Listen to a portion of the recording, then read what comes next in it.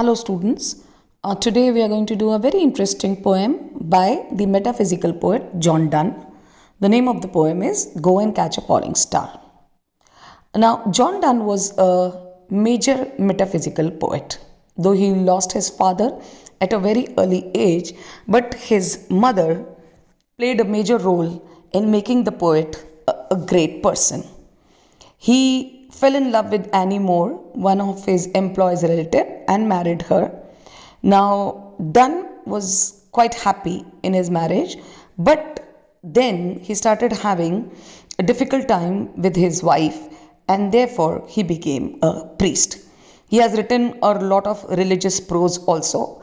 Now, his poems are very varied in subject matter. Sometimes they deal with love, sometimes they deal with women, and sometimes even with God and death. He has a complicated way of saying in his poetry, and his poetry is not usually simple or direct or does not have a lot of imagery. Yet, the poems of John Donne are very interesting. Now, the poem which we are going to do today is Go and Catch a Falling Star. It is about the inconstancy in a woman, rather, in a beautiful woman. The poet feels that a beautiful woman cannot be beautiful and faithful at the same time. If she is beautiful, she will not be faithful, and if she is faithful, that means she is not beautiful. He expresses it in a very light and a playful mood, and he says that there are many impossible things in this world which can be possible, but the most impossible thing in this world which cannot be possible in any circumstances is finding a beautiful and a faithful woman. Let's start with the poem. Go and catch a falling star. Get with child a mandrake root. Tell me where all the past years are, or who cleft the devil's foot. Now the poet starts with the series, the number of the impossible things in this world. He says it is possible to go and catch a falling star. A falling star means a meteor, okay, which is coming down towards the earth. He says it is possible to go and catch a falling star. Get with child a mandrake root. Mandrake root is a type of a plant who has his roots like the legs of a human being. So he says that it is possible for a mandrake root to get means to give birth to a child. Then he says, tell me where all the past years are. He says it is also possible to find out where all the past years have gone. Normally, like if you are 20 years old, you cannot say there is my first year, there is my second year, there is my third year or fourth year of life. They are all gone. You become big and your past moves away, it disappears. But the poet says that it is possible to find out where all the past years are, or who cleft the devil's foot. Now, the foot of the devil, it is cleft means it is divided. It is not like our foot, which is, united and only the toe is divided. The whole foot of the devil is divided. So he says it is also possible to find out what has made the division of the foot of the devil. Or to teach me to hear mermaids singing, or to keep off envy's stinging. He says it is also possible to learn the language of the mermaids. He says teach me to hear means it is possible to teach me to explain what the mermaids are singing. We do not know whether the mermaids are even real or not, or they are absolutely, they are only imaginary thing. But yet the poet says that it is very easy to learn what the mermaids are singing. It is not impossible. Or to keep off envy stinging. Keep off means avoid. He says it is also possible to avoid jealousy or envy towards anybody, which is not possible, because if you are human, then jealousy is, it is one of your natural instinct. But he says it is possible to avoid jealousy towards anybody in this world, and find what wind serves to advance an honest mind. He says it is also possible to find out that what is the reason why a man becomes honest or why a man becomes dishonest. Why two persons are totally different from each other. It is also possible to find out. But, he says, it is impossible to find a beautiful and a faithful woman. Then in the next stanza, the poet says, if thou beest born to strange sights, thing invisible to see, ride 10,000 days and nights till age snow white hair on thee, thou, when thou returnest, will tell me all strange wonders that befell thee, and swear nowhere lives a woman true and fair.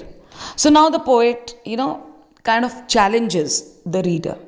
He says that he is so sure that it is impossible to find a beautiful and a faithful woman. He challenges the reader and he says, if you are born with the power to see all the strange and invisible sights in the world, if you have the power to find out which a normal human being cannot see, then he challenges, he says, ride 10,000 days and nights. I challenge you to travel the world and travel for 10,000 days and nights. Travel till age snow white hair on thee. And you travel all over the world till your hair turns grey, till you become old.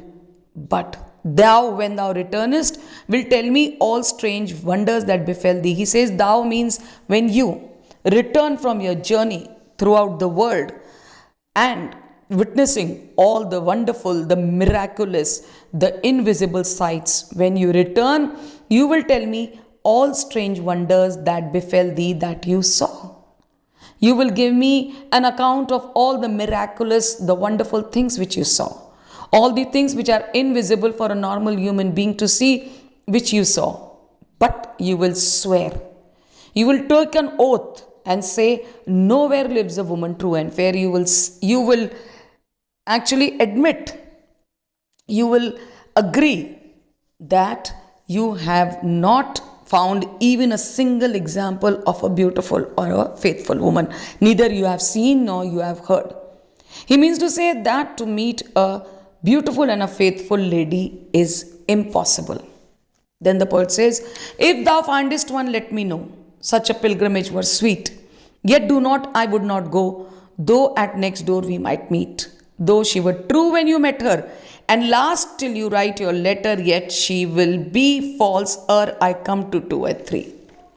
So the poet says, okay, in the final stanza the poet says, okay, if you come across even a single fair and a constant woman, which is impossible, you come and let me know. Then he gives a very beautiful example of a conceit where he compares the journey to that lady's house to a pilgrimage. He says such a pilgrimage was sweet. So if perchance the poet who has the power to see invisible things, he comes across one woman who's true and fair, he will come and inform the poet, and the poet will go to meet her, and he considers the journey to be as pious and as great as a pilgrimage. Then in the very next line he says, yet don't tell me. Because he says that though at next door we might meet, maybe, she will be living in the very next door. She will be my next door neighbor, means I will take the shortest time to meet the lady. But she would have been she would have been faithful when you gave your first love letter to her, but she would become unfaithful before one can write a second or a third letter to her. She will be false and she will be faithless to you till you write your second or a third letter. So he says to see a beautiful and a faithful woman, it is an absolutely impossible thing in this world. So all impossible things are possible, yet finding a beautiful and a faithful woman is impossible. Thank you.